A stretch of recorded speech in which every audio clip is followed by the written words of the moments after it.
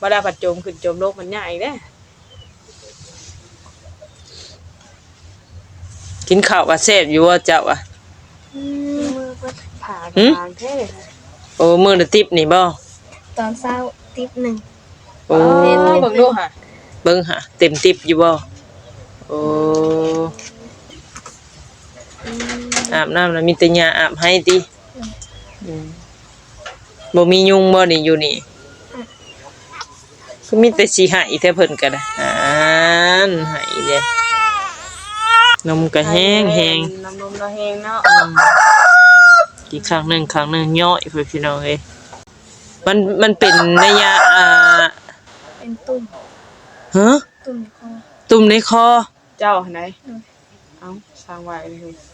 อยู่หม่องใดอ่ะนะบางใส่เลือดใส่หยังนี่นะขาได้ลูกออกมานี่แม่นบ่โอ้ยเป็นตาย้านอันนี้เจ้ารักษาดีๆเด้อบัดนี้เด้อ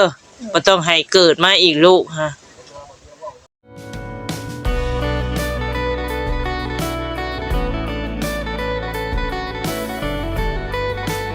ทักทายสบายดีพ่อแม่พี่น้อง FC ป่าดงสุขคนเด้อเนาะ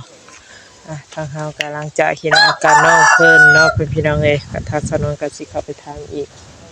น้องเพิ่นอีกรอบ2เนาะเพราะว่าเฮาเห็นแล้วก็ตกใจพี่น้องเอ้ยเนาะอาการน้องเพิ่นแปลกๆหรือว่าน้องเพิ่นบ่กล้าเว้าบ่ได้ว่าแนวใดเนาะอาการคล้ายๆแบบผิดเกาะผิดกรรมเนี่ยพี่น้องเอ้ยเนาะเพราะว่าข้างน้องเวลาสิเว้าหรือว่าสิตอบทางเฮานี่ข้างน้องหรือว่าหูคอของน้องเนาะสิรันกลับประมาณนี้พี่น้องเอ้ยแบบมีแข็งๆเนาะแบบคอแข็งเว้าง่ายๆซะเนาะจังได๋เฮาก็สิเข้าไปเบิ่งน้องเพิ่นอีกรอบนึงเนาะหลังจากนั้นก็สิได้กลับได้รับพี่น้องเอ้ยทางเฮาก็ได้เนาะเดินทางพากันมาก็ไกลอยู่เนาะแต่ก็คือว่าในพี่น้องเอ้ยนำกันหลายคนโอ้สบายดีอีกรอบหนึ่งเด้อทางสาวแก้วยังครัวซอยเราบ่ครัวโอ้ยข่อยก็สิหัวซะดอกเบิ่งลูกซอยลาวนะบ่ได้ครัวติบ่ได้ครัวโอ้ยเพิ่นลูกเพิ่นอยากสิให้ลูกเพิ่นกินนมว่ากินนมบ่บัดนี้เอาลูกกินนมเอากินนมเนาะกินนมได้กินนมลูกบ่ได้ไข่บ่คือหน้าแดงแท้ซะออกข้างนอกนั่งกำลังเอาลูกกินนมเพิ่นเองเนาะเขามาครัวมาเบิ่งน้ำกันนี่แหล้วบอกสอนน้องเพิ่นเนาะตัดต้นพี่น้องเอ้ยเนาะสอนกันอยู่คำว่าครัวมาเบิ่งช่วยกันนี่ได้เห็นไหมจ๊ะแต่มันบ่ถูกต้องก็บอกน้องเพิ่นไปสบายดีเด้อทั้ง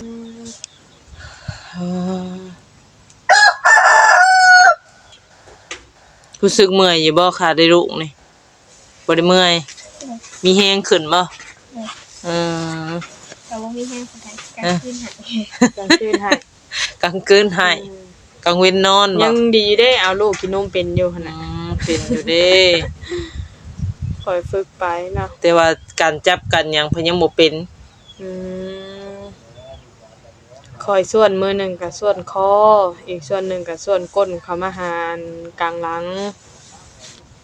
ส่วนแต่คอกับก้นก็คือว่าเอาได้เนาะยังไปทางใดแล้วเนาะแต่สิรีบเนาะเฮ้ยน่ะน่ะตาตีแสดงอยู่นอนแบบตุดมือตัวเองเลยเอานอนไม่นั่นได้บ่ก็คือบ่ปูลงมาก้อนผ้าปูเบิ่งเอ้ยสิอันนี้เบิ่งให้เพิ่นนอนนอนไปสิได้บ่เพิ่นก็อย่าเดี๋ยวเพิ่นสิพิษอันนั้นเพิ่นคู่เพิ่นอีกบ่ยันว่าปูลงมาแล้วก็ป้องปูให้เราคักๆนะสาวนวลบ่ได้ผัดจมขึ้นจมโลกมันใหญ่เด้กินข้าวว่าแซ่บอยู่ว่าเจ้าอ่ะมือก็ผ่ากลางแท้โอ้มื้อละติ๊บนี่บ่ตอนเช้าติ๊บหนึ่งโอ้เบิ่งดูค่ะเบิ่งหาเต็มติ๊บอยู่บ่โอ้ตอนเช้าติ๊บหนึ่งกลางเว้นติ๊บหนึ่งธรรมดาอยู่เนาะมากินข้าวแซ่บถือว่าดีสะสมบูรณ์แบบน้ำหั่งไม้ต้มใส่จังซั่นน่ะหั่งไม้แบบเกี่ยวกับนมเฮานี่บ่หรือว่าดีภายใน เอาห่ม เพิ่นหามาให้ การนั่งกันหยังก็ซัมบปิได้นะเนาะเพิ่นนี่ กินเบิดมื้อละหมอ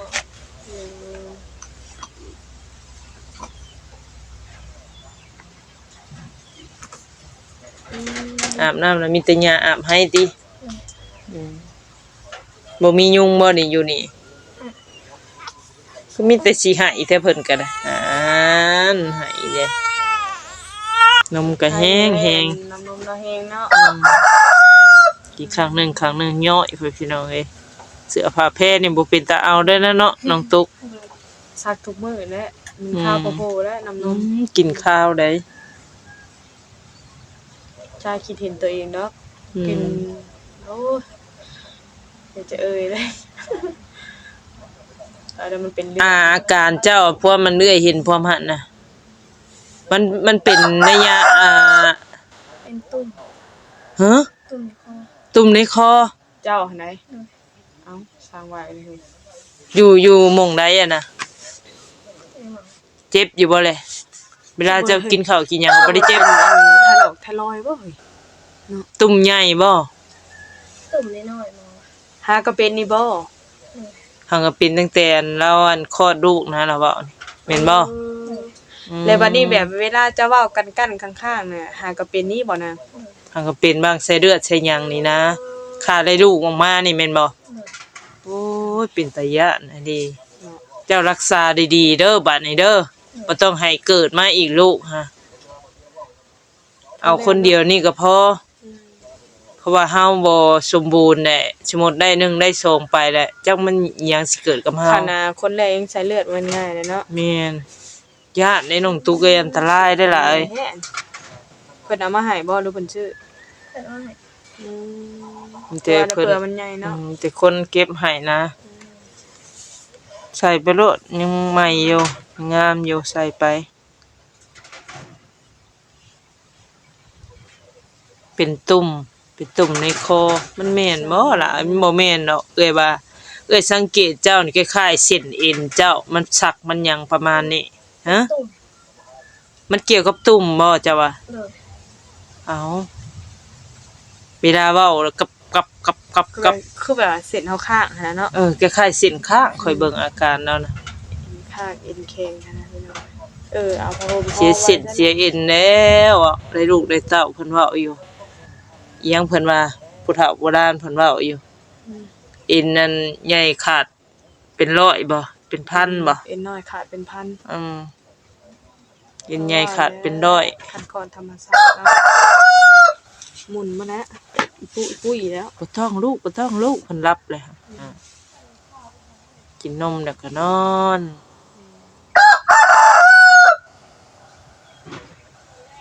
จะว่าเคยอยู่ในอันอ้อมกอดแม่แล้วนอนอู่แล้วตื่นไวบ่ ว่าตื่นไว้ได้คนนอนแต่เช้า นอนแต่6 โมง ก็ธรรมดาเนาะ อันผัวน่ะไปทำงานบ่เดี๋ยวนี้ฮะ เพิ่นไปแบกอ้อยขึ้นรถไป โอ้ ให้น้องเพิ่น เป็นเงินเดือนบ่ ไปขนมเป็นวิก ให้น้องเพิ่น เลย น้องเป็นคนขับรถ เลย โอ้บิ๊กหนึงจักล้านนะออก มาฮอดร้านเช้าทุก ได้เท่าไหร่จ้ะ รถที่ไหนเพิ่นจ้างไป ประมาณจักแสนซะ ผู้ละเทื่อน่ะประมาณได้บางเทื่อก็คันอ้อยบ่หลายก็ได้200,000คันได้6 ตัวก็ได้แต่แสนปลาย อืม มัน3 คนเด้ ป้าหน้าลูกบ่ายเบิ่นหาเล็บบ่ได้ตัดบ่น แล้วเขาว่าถุงมือน่ะเอามาให้น่ะแต่ว่าถุงมือก็มีตัวมีคู่นำแล้วก็ตัวกิ่งเหียนำ เลย ก็บ่เป็นหยังดอกเนาะถุงมือซื่อ แม่น ๆใส่แล้วก็ใส่ไปโลดบ่ได้แยงความงามเอากัน ตัดเล็บเพิ่นน่ะ พอเวลาซักเลยมันเหี่ยมันอิหยังไปนำก็มีอันข้างละกิ่งตอนลูกใส่ก็ข้างละกิ่งคือกัน คือกันนี่ก็ใส่ขางมาเกี่ยงเลย เอาถุงมือขึ้นตีน ถุงมือน่ะมันก็สิพอดีแหละเพราะว่าน้อยๆนึงเลยเอามาใส่ให้เราโลดน่ะทำไงคันออกพายแล้วก็ตัดแล้วได้แล้วตีนในมือเนาะเล็บยาวแล้วหนาหวายได้ ออกเลยสิ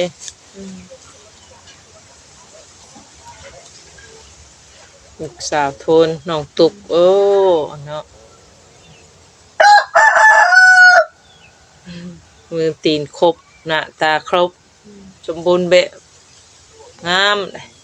หนาแก้มแล้วก็เป่าอยู่นะ หน้าเกี่ยมบ่ร้อยอยู่นอนเลยสอดเลย มีแต่นอนก็กินแน่ สบายแม่น่ะเฮ็ดหยังก็เฮ็ดแต่ก็ย่อน้ำย่อหยังนะบ่ โอ้ยอย่าพายอเลย อย่าพาเฮ็ดเด้อ ไหน ซักบ่เสื้อแพร สักกับพวกสัก ก็ดีได้ยังมีผัวเบิ่งอยู่เนาะยังเราก็ยังซอยอยู่เด้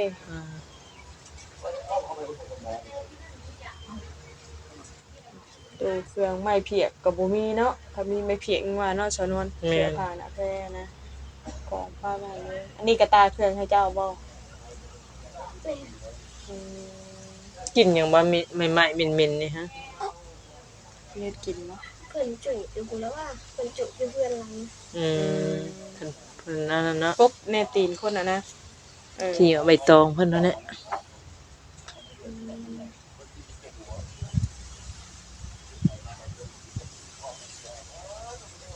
ลมทันเนาะป้าเตโทรมาอยู่บ่ป้าเต ก็ อืมเดี๋ยวไปเรียนถามข่าวคือว่าแล้วมาก็มาบ่ได้เนาะมันไกล ไก่กันขวดมันบ่น้องแต่บ่ฮู้ไว้ถามกัน โทรมาก็บ่ได้ถามกันนะ บ่ เนาะ หยังแน่ซะ โทรมามีแต่คนถามว่าบ่ได้กินอะไรแล้ว บ่ซำนะ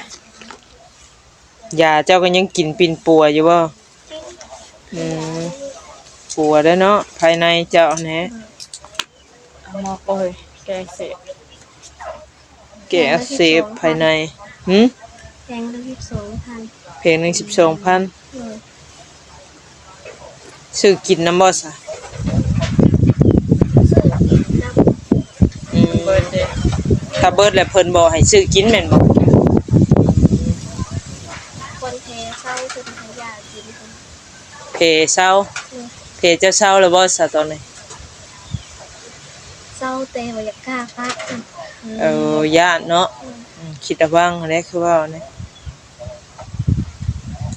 แต่หลายคนจะบอกว่าบอกน้องว่าเขาต้องกินขยะ อืม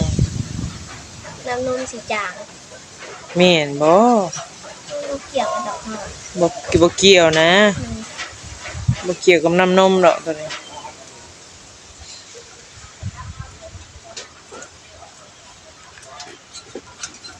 นอน หาไวๆอยู่ลูกเลย ปานอนโอ้รถบ่ได้บ่เพิ่นหาอีกบ่อากาศหนาวสิจะต้องตุ่มผ้าได้หลายหลายชั้น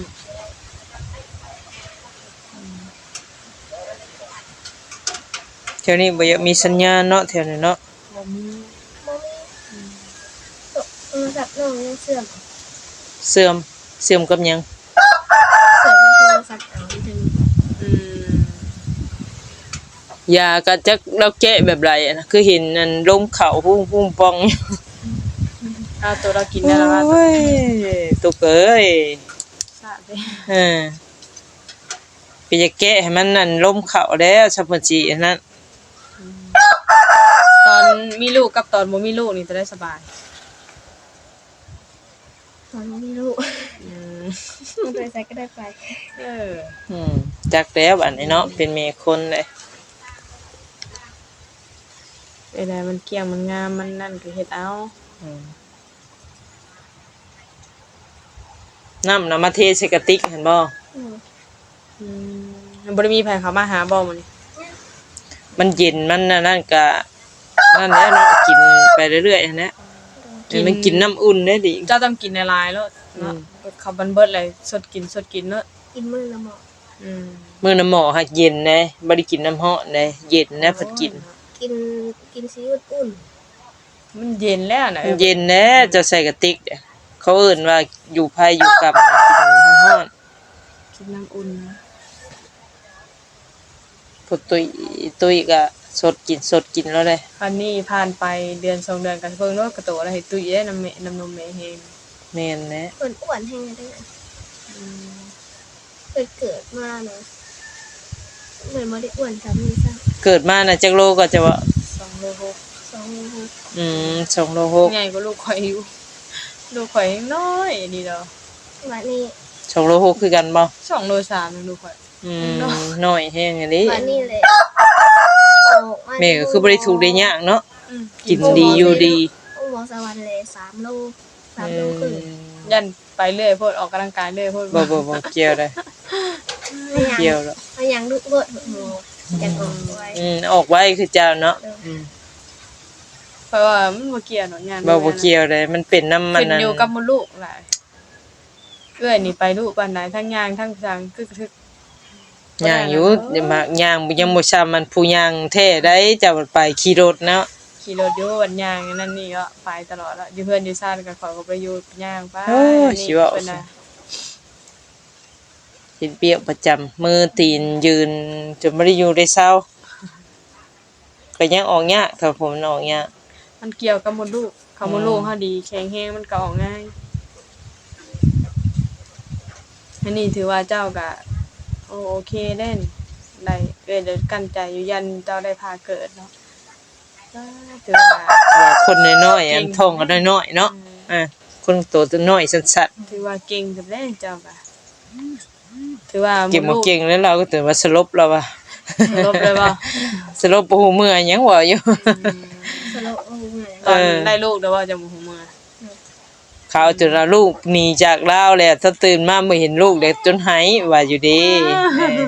ไปเห็นหน้าลูกเพิ่นข่าวอันชุกหนีเด้แม่ก็อยู่แต่แม่ลูกก็อยู่แต่ลูก ตื่นมาถามหมอว่าลูก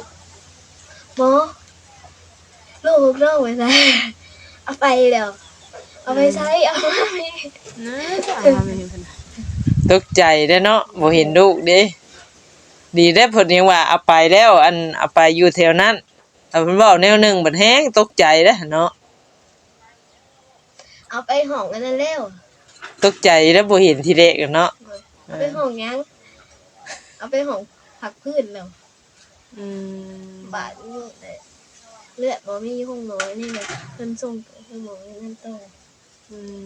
หมอแรกน่ะจะไปอันอยู่เมืองเฮานี่บ่ โดย เจ้าได้อยู่ไสสบายได้อยู่แข็งลูกนะได้ บ้านหมักนาว ได้หั่นเด้โอ้ได้อยู่บ้านบางนาวพี่ใดส่งน้องแข็งนี่คืออันน่ะ ไปใส่เลือด ใส่เลือดอืม โอ้ที่เจ้าอันนั้นน่ะหมอบ้านบางนาพี่ โดย เกมเพิ่นวีออกเด้อเนาะ เขาเจ็บท้องไงเลยเขาสิไปห้องหมอนั่นเลยค่ะ อืม หัวก็ออกเลยเข้าไปห้องหมอ หึ หัวจนออก โอ้ลูกนะ ไม่ได้ง่ายอยู่ใช่เนาะ เขาเบ่งเขาเบ่งเขาเบ่งแต่เพื่อน ปวดเนาะ เพื่อนเราก็เบ่งตับไปรถเลยก็นอนตามรถอีกเลยก็ทุบเอาหวาน นอนไปเลย ทั้งเบ่งทั้งนอนโอ้สำบายดีเนาะได้ลูก ใครอยู่เรายังโชคดีได้เบ่งแต่ว่ามดลูกเราก็เปิดตลอดเลย อืม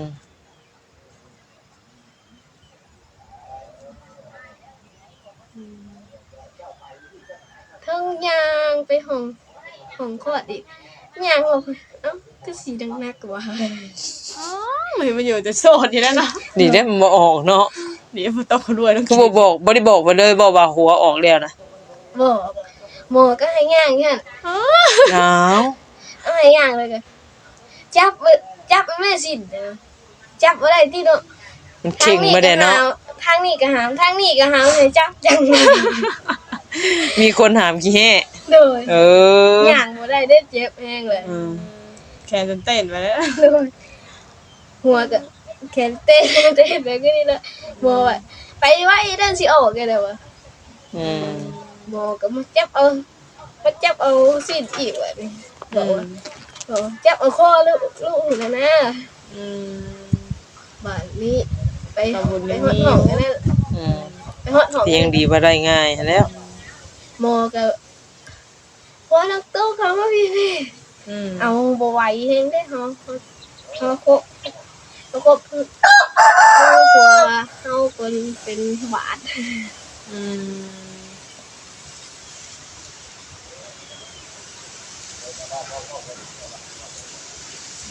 ความเจ็บที่แสนงดงามเพิ่นว่า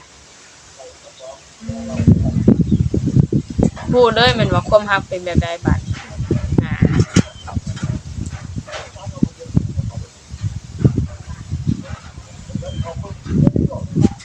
ผมเราก็ยังบ่ได้ตัดบ่ ยัง ปกติออกกรรมออกไผนี่ก็ต้องโกนแล้วเด้ ตัดโหโลดอยู่เลย มือออกเป็นคนฮู้คนเดียงเพิ่นว่าเนาะ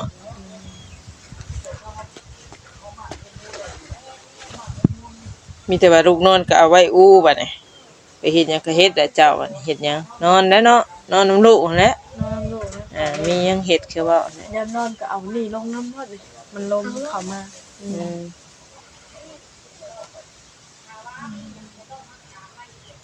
เอาในหัวถึกเสื้อนั่นเอาลงมาจุดเจือเฮ็ดมูลมอง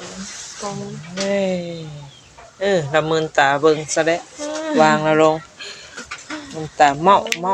าะ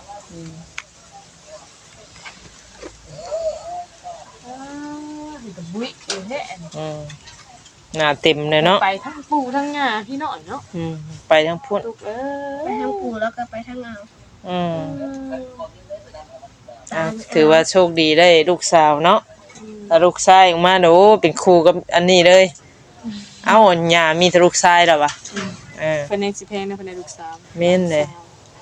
เพิ่น หลาน บ่ สาว มี เด้ เพิ่นก็ตันตีตันไต้เนาะเพิ่นก็ได้ก็พักกระเทียกัน